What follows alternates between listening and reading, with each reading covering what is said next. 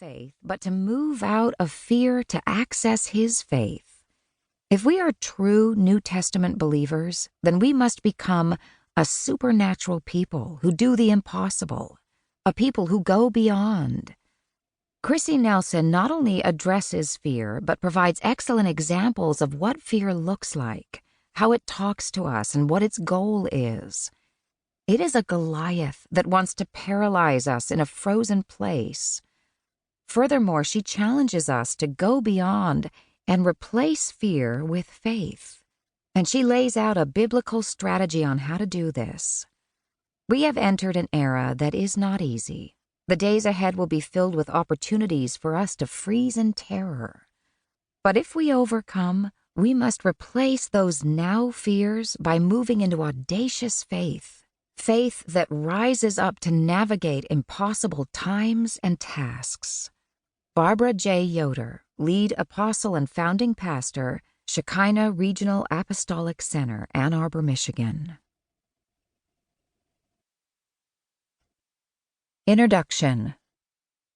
Not long ago, I found myself on the cusp of significant breakthrough in my life.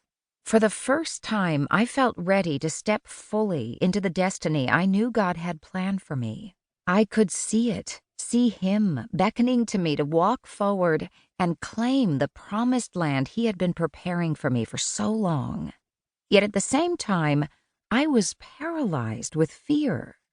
Instead of admitting my fear of the future to the Lord, I clammed up in an attempt to remain strong and courageous. I had succumbed to the wrong assumption that being afraid was a sign of weakness and doubt. So confessing I was scared, me, an author, television host, and ministry leader, felt like exposing myself as a fraud. I told myself I should be immune to fear, that if my faith were strong enough, I would not be dealing with these feelings, right? The building pressure had become nearly unbearable. I was in agony.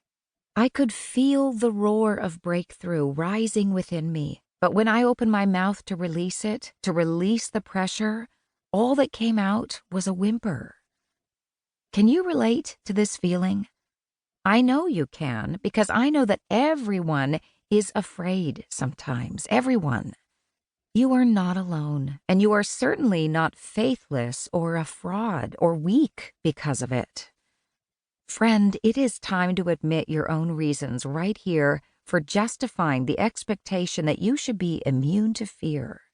It is time to be honest and real.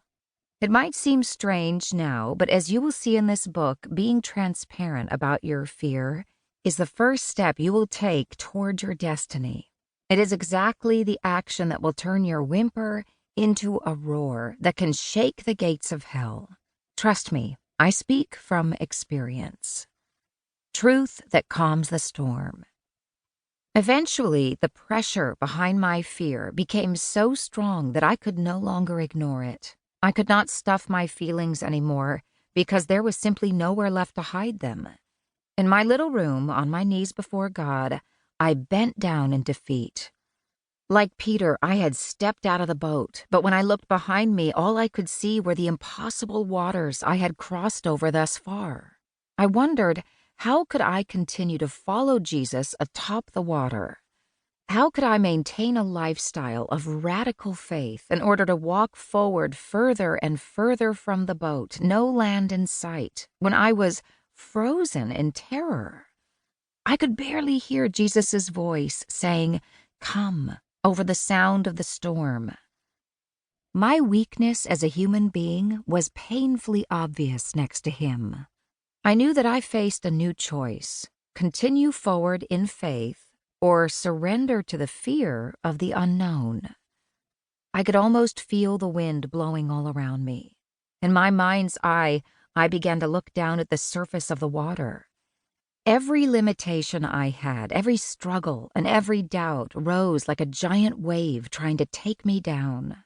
The storm carried a voice shouting at me to quit right then and there. It said, "You're not good enough. You can't do this. You didn't get here on your own. You should quit now." Yes, the enemy sees the opportunity to dictate the narrative of my life. His voice thundered.